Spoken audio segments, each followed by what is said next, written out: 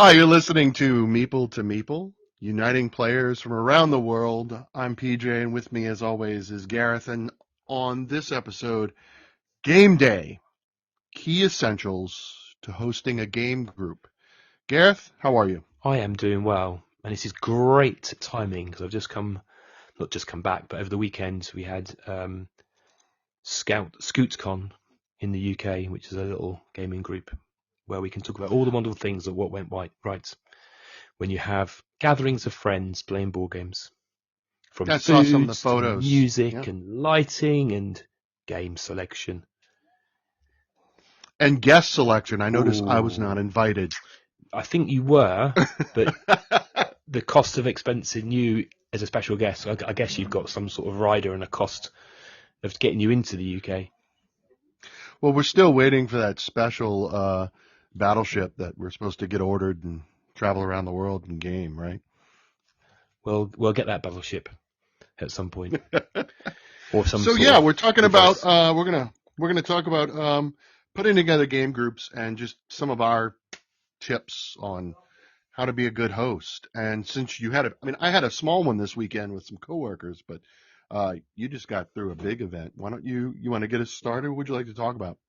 Well, I think it's one of those things that I think one of the things I learned at this session was that everyone brings games with them, and that game selection is really key. So, like, depending on the guests you've got come in, the age of the guests, the types of games they play, you've kind of got to work out kind of what games you're taking with you. So I took some heavier games because I like heavy games. I got to play one or two of them. So I think one thing you consider is what's the purpose of that games night or games day? Is it just to get friends together and play a mixture of, I guess, family or medium weight games, or is it around actually we're going to play this specific game? There was like one game was I had to teach Obsession to a couple of people, and then like we have a games Of night. course you did. Obsession, Absolutely. Obsession is You have mentioned to. in every show, so there we've done another plug. Available Uh, now in all good. I think it's available globally. I've definitely seen people are getting stock of it um, over here so in the UK. it's interesting you bring it up. I just got a word from our local game store. He's getting a restock. So Yeah, if anyone's definitely listening hitting. and if they need a copy of Obsession at Titan Games Springfield, hit Nick up for a message and he'll try to get you a copy of Obsession because he just got restocked. So Honestly, we're like obsession mad on this show. So I know. obsession, but then we have what we call Weighty Wednesday. This is a small gaming group I've got here where we got together and went, man, what we need is a fix of those kind of 4 to 5 complexity, or they're weighted on Board Game Geek. So that's really specific because we have a need for heavy games, which you don't normally get at a games day because either they take too long or everyone's got to read the rules. So I think one thing for a games day is just think about what's its purpose, who's turning up, how much time have we got, those kind of things. Right. So what I'm hearing, and I think I agree with this if I'm hearing this correctly, um, the game selection and the guest selection are tied together Yeah, definitely. in a very real way. And Yeah, I find that's true here as well. We've got some friends who maybe they struggle with certain types of games. So I know that when my wife and I, when we go to a con or we go to a game store out of town and we look at a game or thinking about purchasing it, we think about the friends that we game with, right? It's like, well, this person's not going to enjoy it, but this one would love it. And it kind of helps influence some of our purchases. I know we had that at Gen Con. We definitely were like, we have to pick this up because so and so is going to enjoy it. But yeah. I yeah, think we, the guests, yeah. I think we've been buying games recently to fit the game group as well.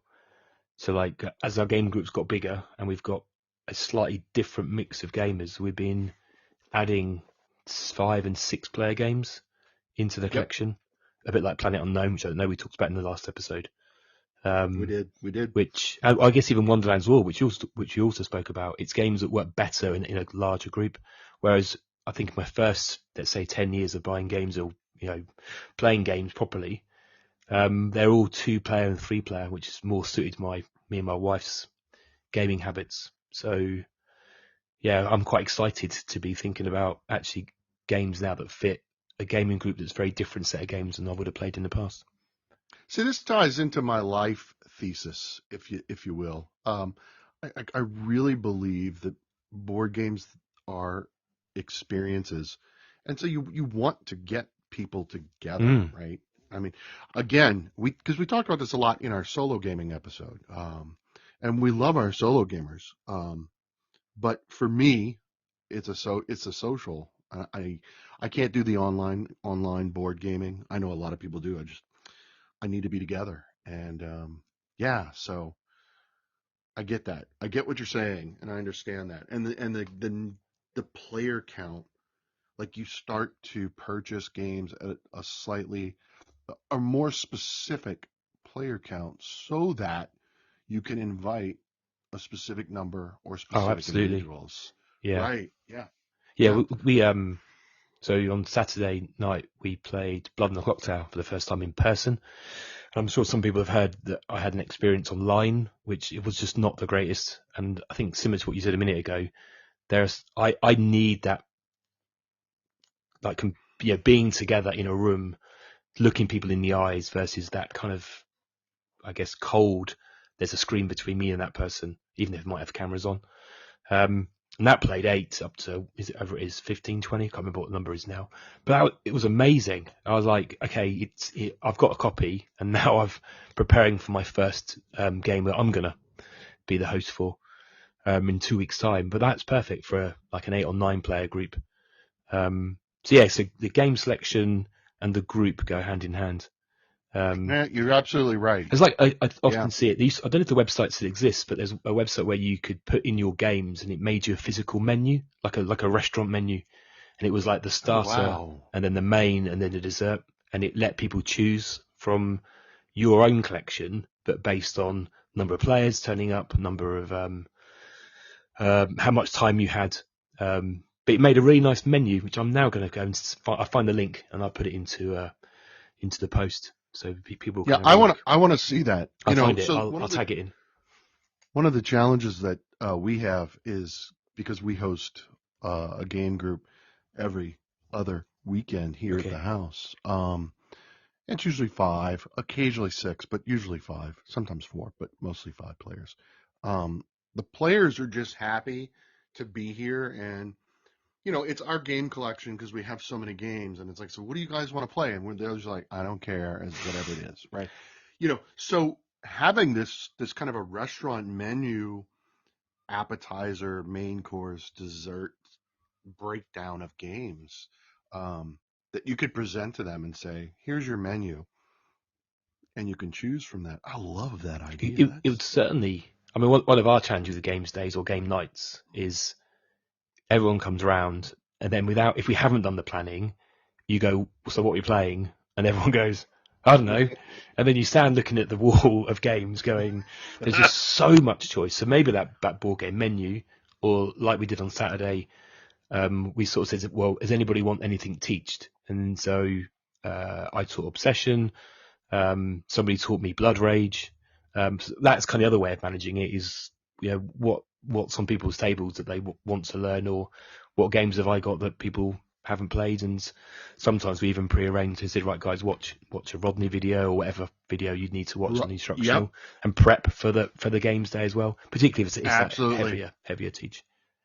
You know, so May at Ameritrash Talk on Yeah. Instagram, she brought this to my attention maybe a year ago.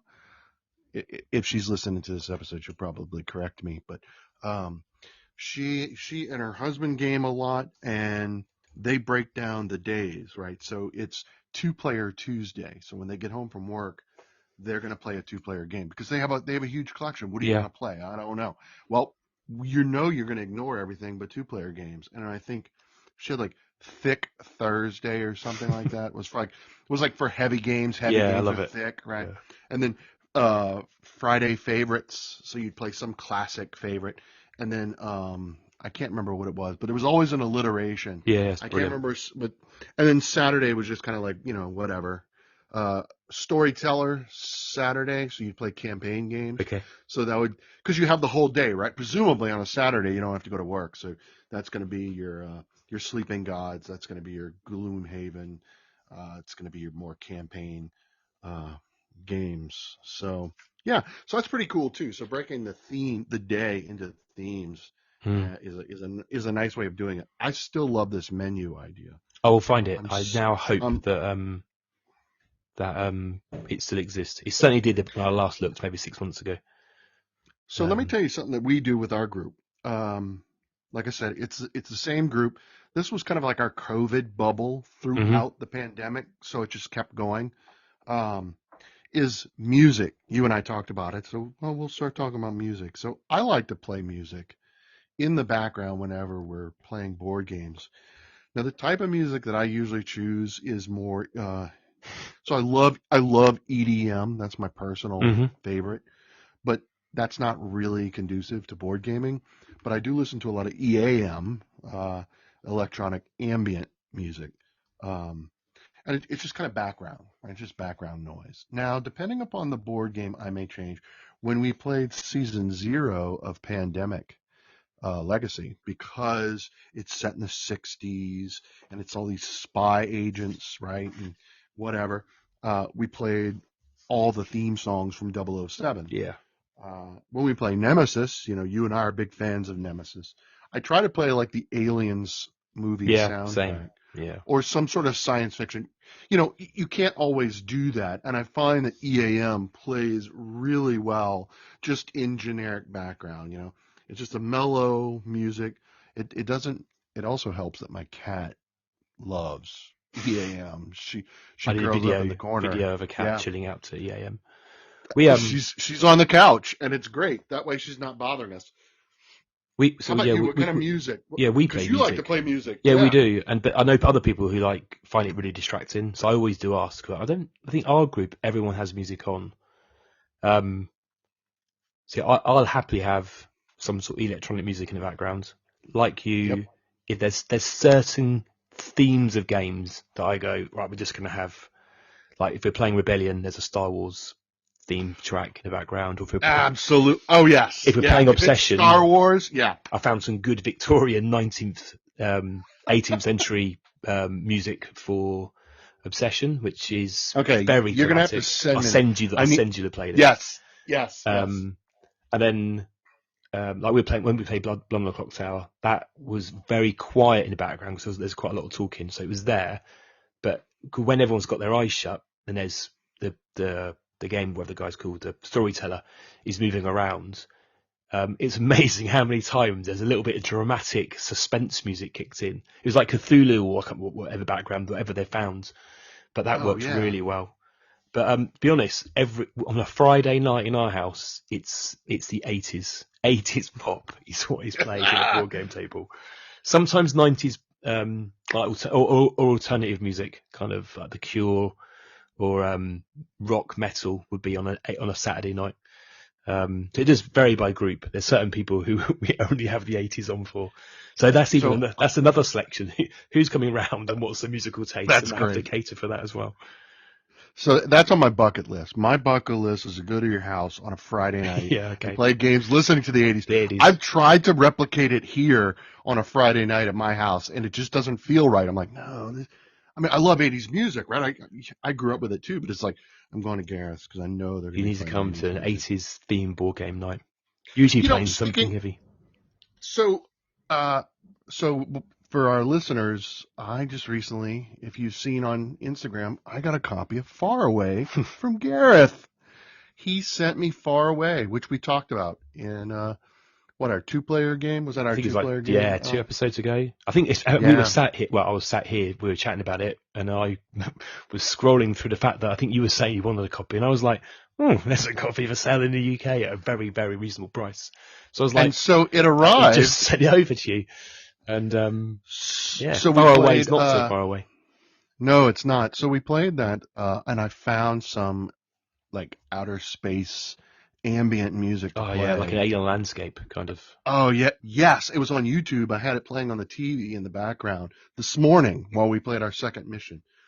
So Gareth, thank you No, for no that copy of problem. Far Enjoy. Away. And there we incorporated music. I do have another story of a more specific one. Let So, me hear it. it was a personal victory. We've been playing The Mind, Okay. at 4-player for 2 years. I don't know. You didn't And get like number accounting one. music, did it? Like 1, 2, like this would be the No, ultimate cheat. No, okay, cool. no, we totally didn't. So we had our electronic music in the background, no big deal, Okay. and you could tell everyone was getting tired, and it was like, all right, and it was a rather stressful overall day. A lot of things were going on. I don't know what it is about Cascadia, but it tends to we get really snippy when we play Cascadia. It's like you just took my elk. I need that. It's crazy. And so then we decided to play the mind. So we're going to flip the script. And I put on there's a music group called Cannons. hmm It's a trio. They're an indie pop group. They're amazing. Um, we played Cannons, and everybody just was like, "Okay, this was good," and it got us into a rhythm. And we managed to get all the way through all 8 levels at 4 players and won our first game of the mind ever. We're convinced every time you listen to Cannons, like when you play the mind, listen to Okay. Cannons. Was it the Um, beat and yeah, the and just it's not the just pace it. of the song? Yep, and it's not just one song. It's all of their. It's like their whole all Interesting. their albums. Interesting. It's so good. Her voice is amazing too. So I've written it I down. just I'm going to go and have yeah. a listen now. I'm So going to see whether it's true, whether Cannons is the unlock of yeah, success when you're playing the find. mind. Yes. There you go. So that's my story on music. It's good. I don't know. Do you have anything? Do you have anything like that specifically? No, no, I don't think so. I think, yeah, I'd say we definitely change that music mix depending who's coming around. And I Yep. think it's just asking the guests, do you mind? And it's never crazy loud, right? It's Right. just in the background. Yep. Um, Yep. I think the only band, so a band I often play, which no one's ever heard of, is a band. Have you heard of a band called Boards of Canada? I have Okay, actually. there aren't many people who've heard of the Boards of Canada because it seems they're a Scottish duo. They're amazing, very recluse. Only come out every eight years with an album. We're due one, I hope, at some point because it's been like since 2013. Um, Right. Yeah. but like I play that often. Nobody really knows who it is, but their music is outstanding. So just put a pair of headphones on, listen to it, even if you're not playing board games. They're honestly just layers of music, but it's great for background music for a board game. It's all plinky plonky and Oh digital. yeah. Yeah, it's good. What about food then? So music, we both like music. How about food? I guess there's bringing snacks. Do you allow snacks? Do you allow big, crispy, cheese, puffy? I don't know what they're called in America, but like giant, Cheese in the UK, I'd puffs. say I'd say Wotsits, but the big cheesy Oh. um, puffs, cheese puffs, those kind of things. Cheese puffs, Cheetos, Cheetos, that's it. cheesy Yeah, Cheetos. Cheetos. So do you Um, allow those on your games table? absolutely. Yeah, I Absolutely do, we but do. people look at me with Yeah. shock of what are you doing, Thomas? Um, so, and then I guess the other thing is, do you cook? And I think sometimes we get takeout, other times we've cooked. I know you're a huge cooking fan. It's in the Oh name, right? yeah. Um, Oh yeah. so Absolutely. what do you do about food for games So day? you know what we do. And I've tried to use my culinary skills to persuade my Instagram community to come and spend a weekend with me in game, but it just don't seem to work. I don't know why. It's 'cause you're not But offering Cheetos. That's the problem, right? Just make it simple. Cheetos. I'm not. No, I take my culinary cuisine, my Seriously. culinary heritage very seriously. Because y'all all know where I'm from at this point. But I'm like 900, almost 1,000 miles north of home, and I can't always, get everything I want. But all of my recipes cook for 10 to 12 people. I don't know how to cook for two, right? Mm. So particularly so in the wintertime, and this all goes back to seasons. So in the wintertime, you're gonna see me. I'm gonna cook a soup. Mostly, I'm really known for my gumbo. I'll make a chicken and andouille gumbo, and that'll that cooks. I'll get started cooking. I'm making my roux at 9 o'clock in the morning, and I'm going, you know, got it simmering until 3 or 4 in the afternoon. So everyone shows up around 12 noon, and that's cooking. So as soon as you walk in, you just get hit in the face with just the aromas of the Holy Trinity, the onions, the celery, and Amazing. the bell peppers. Um, and so usually what we do, and this is true no matter whether I'm cooking or not, is everyone brings a little something, cookies or chips or crisps or whatever. Um, I like also make an etouffee. If I can get good seafood, it's really hard in middle Illinois. I mean, Hmm. this is like this is cornfields and prairies. So, but I'll make a shrimp etouffee. I do like to make a jambalaya, which is a rice-based Hmm. dish.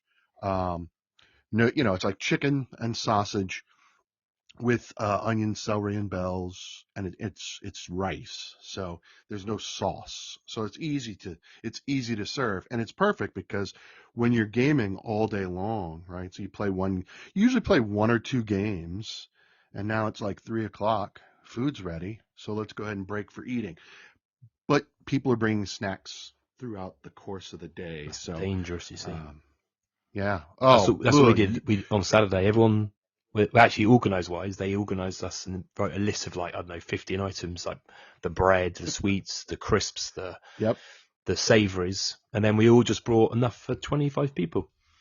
Yeah. And that That's worked what you really got to well. do. There's always too much though. Every time I was like, yeah, okay, we overestimated Always. that one. Oh, Um, well, when people bring, right, I think we tend to be overly generous, right? It's like, I don't know, and what's funny is it's the same five of us, so we all know what we're going to eat, right? We know each other's appetites, and yet it's yeah, like, there's okay, a mountain of food at the end. so it's the end of the day, and I'm like, okay, guys, you need to take some of these cookies home. I That's can't what we just eat did. all this. Yeah. Oh, yeah. So So, we fed you know, ourselves another 2 days. We had crisps this time. So we bought boxes yeah, of crisps, single packet, thought it was better than having to share, big yep. bags out. But, I like to do seafood boils. That's not too often here, but we've done brat boil, bratwurst, and you boil that. We like to try to do things in the slow cooker yeah, or crock pot, yeah, where you can just put it on and let it slowly cook, and everybody just comes over. Again, that everyone's works really bringing well. snacks, Yeah. I and guess then I'm sometimes apologising to listeners some. who are now hungry from listening to you talk about food because I know it's 9:30 in the evening here and I'm thinking I'm now hungry from listening to talk about well, food. Well, yeah. So we've got a friend who makes a Scotch broth out of Scotch, and he does that with his cabbage and turnips and things of that nature. So he'll bring a big pot over for everyone, so that sometimes they'll alleviate the burden on my wife and I to have to cook and dirty all the dishes. I'm thinking about And flying you over on no, sending you I'm over on a battleship, and then you can do dinner for us at Games I'm Day. telling you, Special I'm guest, special okay. chef So here's the deal. Not only will I come to your house and play the games on your shelf of shame or in the Shopportunity, with I 80s will, music on. yeah, I'm going to cook. I'll also cook for you. Wow, Like, this is it. you know, no McDonald's. We have a proper We don't do menu. that. We have the board game Yeah. menu, and we'll have the Yes. PJ menu, That's right. Yep. Absolutely. a la carte, silver service with the obsession party dressed in Oh, Victorian costume with oh, scones. oh, yeah. Yep. Yep. Oh my gosh. Obsession. Playing Obsession in England would be amazing. It's got to That would happen. be. Yeah. Um, I have too many bucket lists that involve visiting you.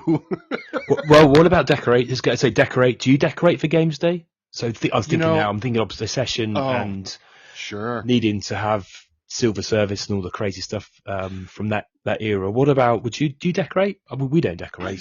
I don't decorate. Halloween will Okay, decorate, yeah. So obviously for yeah, holidays and things of that nature. yeah.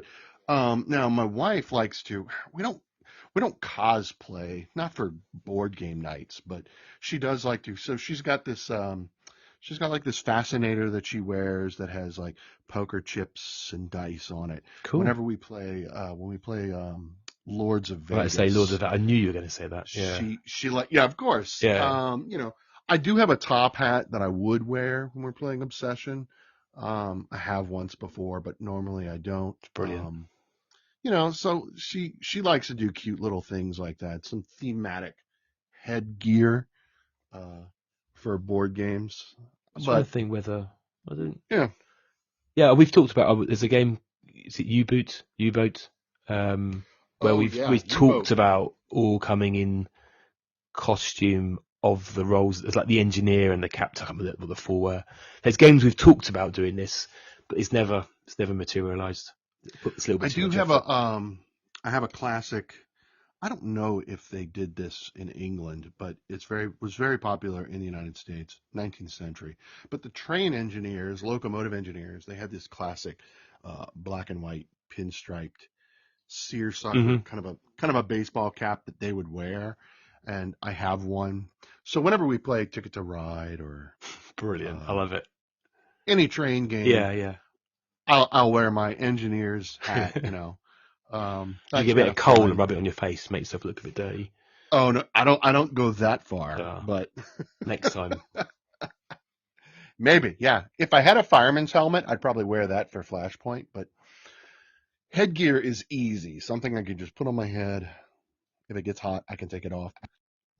Full on cosplay. I know you're planning on that first session, and um, that's pretty exciting. Yeah. Like, I think I think the for only special occasions, right? It's cool. yeah, the only decoration stuff that I see as decorations is that I'm quite picky about lighting. Like I like the room to be bright, and so sometimes because our games room Yes. backs onto the conservatory, we don't get natural lighting apart from through there. So I do have a couple of like uplighters, like camera um, lighting that sits in there that points into the room up onto the ceiling. I do like a bright room, but it's not really decorating. It's about as close as it gets that we have some lighting we have specifically for games night, just to So yeah, help illuminate the table. let's talk about lighting. You've got the fancy game table with the lighting on the inside around the edge, like rope light or something like it. Yeah, Right? Geekinson table. Yeah. Oh yeah, it's got rope lights, but it's not bright enough. I mean, for the right, I guess you could play poker, but if you got to see detail, it just bright. It's just more aesthetic than being able to game to it. Really, I think if you got a games table now with like how much LED lighting has moved on in that table's 5 years old, I think you'd have a much brighter table. But everyone likes it. Everyone likes it on. I don't find it distracting, but we have it generally at like a blue or a white. We don't. Some people have it flashing. We don't. We leave it like that.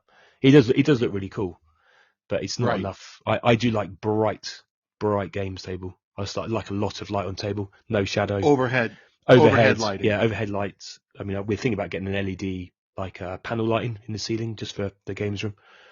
I'm very picky.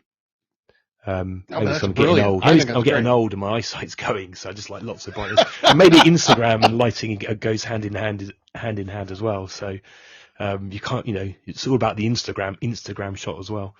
Right. You don't have a ring light yet, do you? No, Yeah. we have got a small No. one in the house. I have got lighting that if I'm doing any filming, then I have got both these two spots in the conservatory that I point in, but I've also got a very small LED panel that's really cool. It can do Yeah. yeah, but that's not for games day. That's for if I've got to do some reel or whatever someone's asked me to film. Yeah. So we play music and we provide food, or people bring food. You tailor you tailor the game selection to the guests that you're inviting. But I was thinking about this.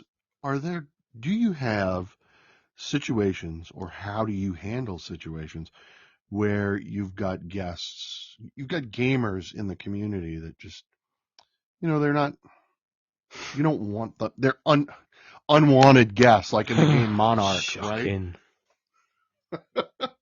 Yeah. Well, how do you deal with that? I think you did on Meeple Monday. You had an interview with Anna Ana Lelis from Brazil, and she talked about some difficult gamers. Yeah, she did. How do you deal?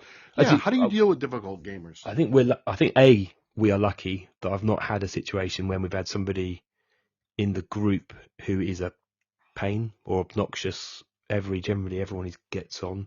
We have got gamers who've got some very narrow views on what board games they play. So that does limit us on some days. And so I've given up trying to encourage them to drive broad a bit. So, but that limits sometimes where they might end up. So like, okay, actually we're just going to do that as us and that other player. That's like a small group. Right. Because there's no point forcing somebody to play a game even if they're wrong in their view that the only thing that exists is worker placement.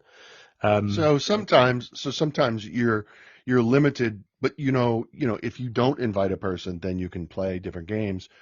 Or if this person or persons are going to be at the game night, then you're going to play only Yeah, these I think games. anyone's So yeah, going to be a. yeah, I don't think so. I think we tailor the games based on who's coming, who's available.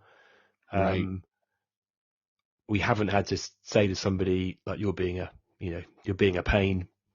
I know we're very fortunate there. I know other groups have had people where someone's just been an idiot, and you eventually have to uninvite them because they're making the whole thing unpleasant.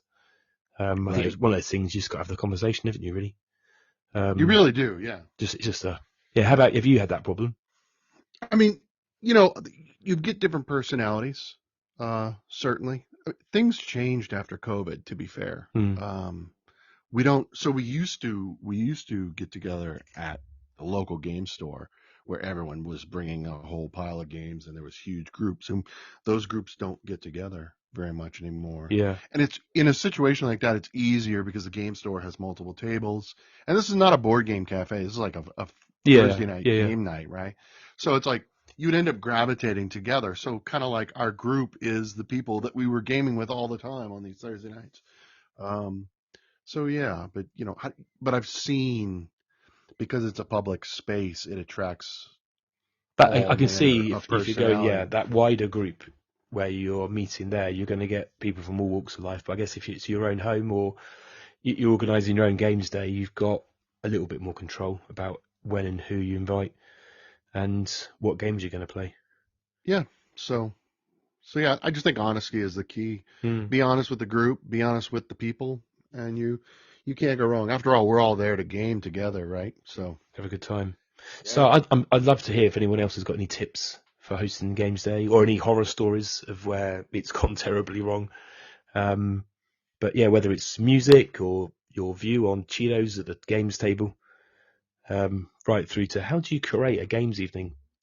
What's your top tips and menus? Let us know in the comments or let us know in the messaging on whatever channel you like to communicate with us.